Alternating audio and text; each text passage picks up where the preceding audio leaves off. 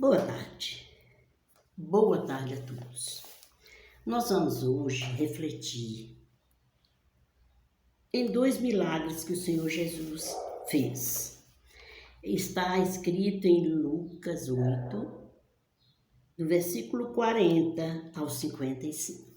Ele é grande, mas muita gente eu sei que não lê Bíblia, não é? Porque até a gente mesmo que tem hábito de ler, a gente às vezes deixa um pouco. Bem, e aconteceu que quando voltou Jesus, a multidão o recebeu, porque todos o estavam esperando.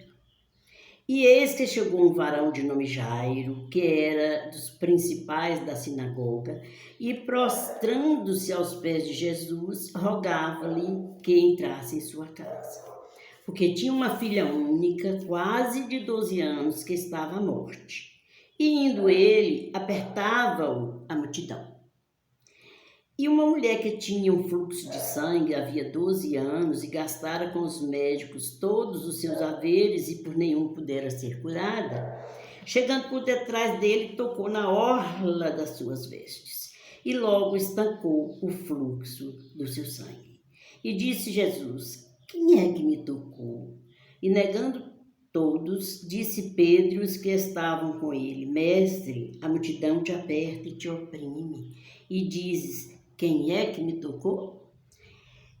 E disse Jesus: alguém me tocou, porque bem conheci que de mim saiu virtude.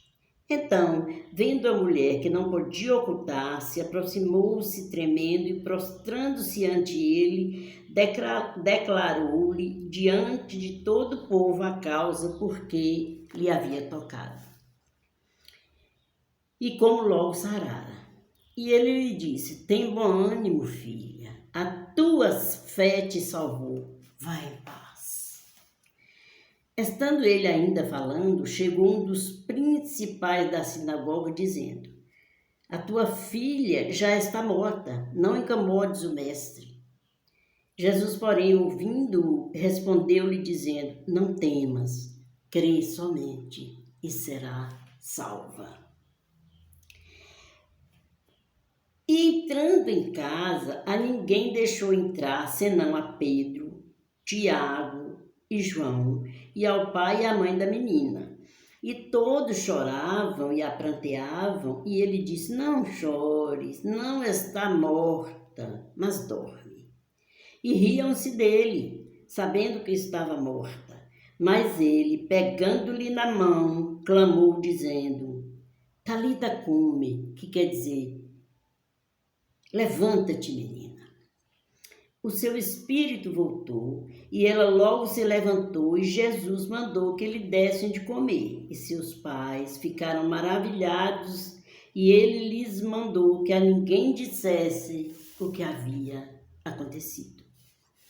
Pois é, Jesus estava numa missão, ele estava em frente a Galiléia, em Genezaré, e lá ele encontrou um homem possesso de demônios que tudo que colocavam para prendê-lo, ele quebrava.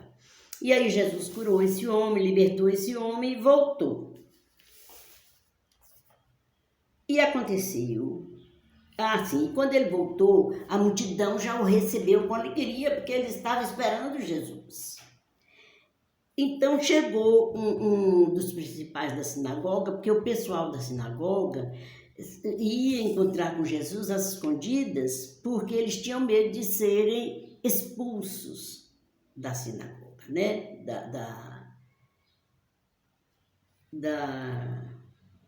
Oh meu Deus, da religião, né?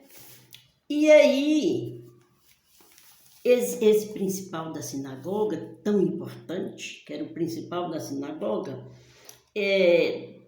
prostrou-se aos pés de Jesus e pedia a ele para ir na casa dele, porque a filha dele, a única filha que ele tinha, de quase 12 anos, estava quase à morte. Ele disse que estava à morte.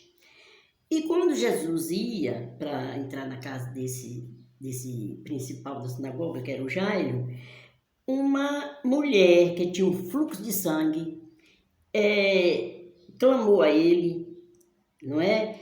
E como se fosse um impedimento para Jesus chegar com Jairo na casa da menina que estava morta, mas não era arrependimento, não era impedimento.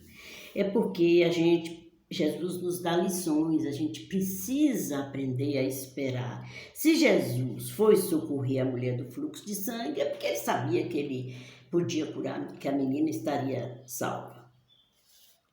Essa mulher gastou tudo com médicos e ela ficou com 12 anos com fluxo de sangue. E quando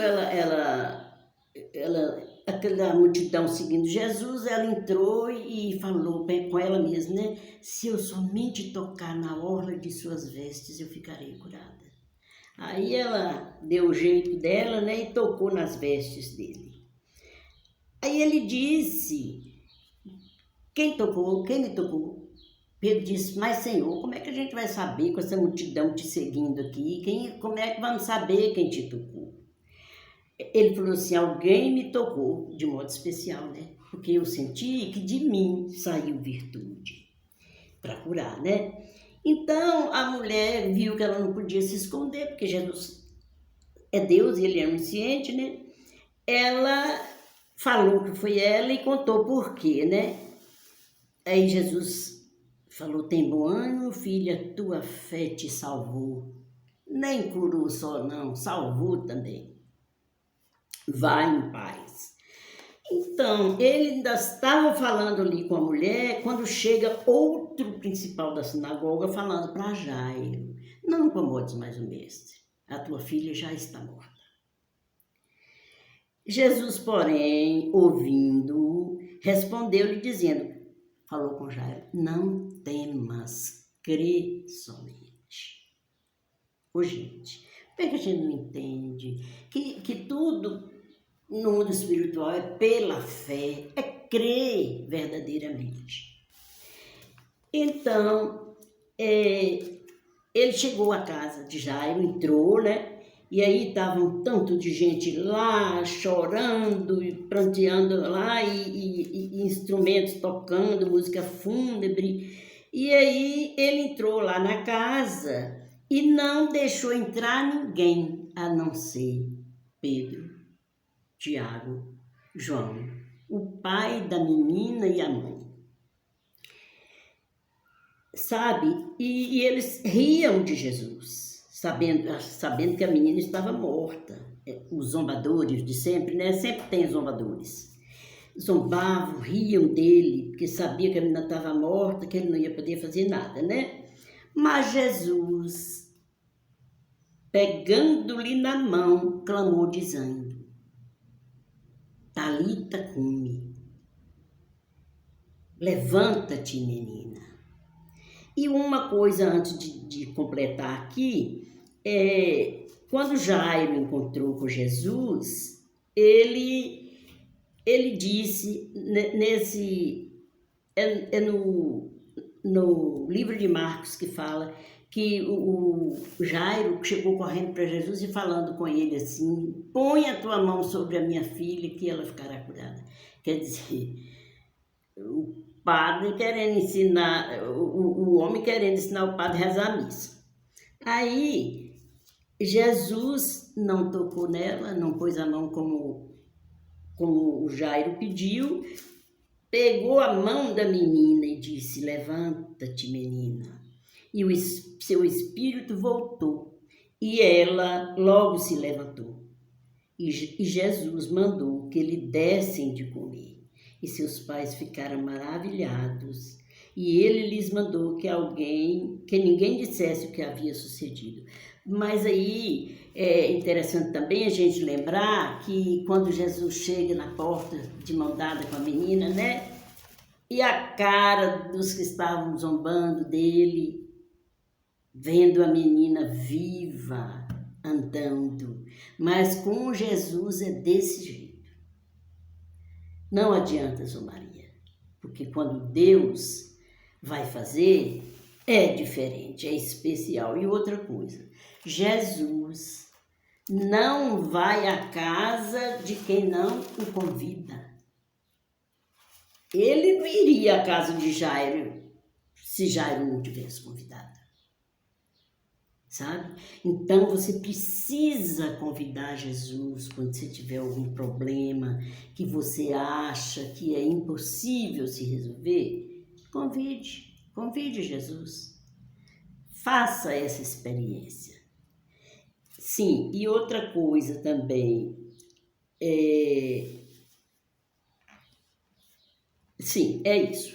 Não temas, crê somente.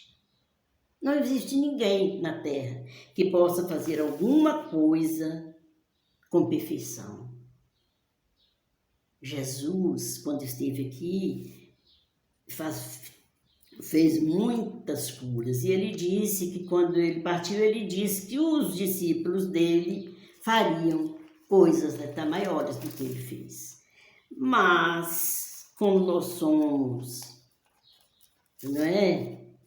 Difíceis para crer, a gente deixa o tempo passar. Ultimamente eu não tenho perdido a oportunidade, sabe? Gente, para que perder a oportunidade? Eu fui ontem a uma pizzaria e aí a moça que serviu a gente, ela contou que ela tinha... Não estou contando isso com vontade não, viu gente? É só para explicar. Que ela tinha... Oh, Jesus, é aquela doença que dói tudo. Me falhou a memória. Então, ela toma medicação, ela perde o sono e ela trabalha muito, tem filhos. Aí eu levantei, já estava quase na hora de ir embora, eu levantei e falei com ela que eu pedi a Jesus para curá-la, sabe? E quem vai fazer é Jesus, se ele não fizer, eu não tenho culpa. Ele falou que a gente impusesse as mãos, que os enfermos seriam curados. Então, a gente precisa fazer isso, viu? Você que crê em Jesus, que segue, que é discípulo dele, não tenha medo, nem tenha vergonha de pensar assim, vou passar vergonha porque não vai acontecer nada. Não, faça. Foi a ordenança dele. Gente, Deus os abençoe de modo especial e que vocês procurem mesmo conhecer Jesus verdadeiramente. Boa tarde.